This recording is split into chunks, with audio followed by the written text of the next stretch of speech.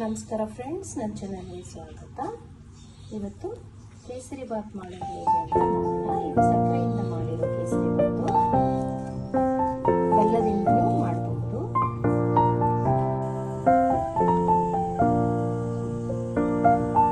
ತುಪ್ಪ ಹಾಕೊಳ್ಳೋಣ. ಕೇಸರಿ ಬಾತ್ಗೆ ತುಪ್ಪನೇ ಜಾಸ್ತಿ ಹಾಕೊಂಡ್ರೆ ಚೆನ್ನಾಗಿ ಬರುತ್ತೆ. ಗೋಡಂಬಿ ಹಾಕ್ತಾ ಇದ್ದೀನಿ ಉರಿಯಕ್ಕೆ. ಲವಂಗನೂ ಘಮ ಬರಕ್ಕೆ ಲವಂಗ ಹಾಕೊಂಡ್ರೆ ಘಮ ಆಗುತ್ತೆ.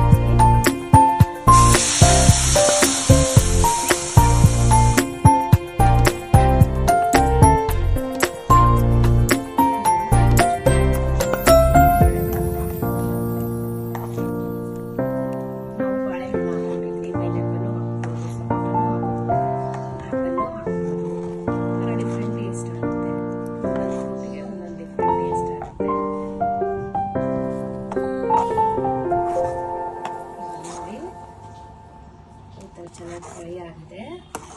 ಇವಾಗ ಇದಕ್ಕೆ ಸಕ್ಕರೆ ಹಾಕೋ ಟೈಮ್ ಆಗಿದೆ.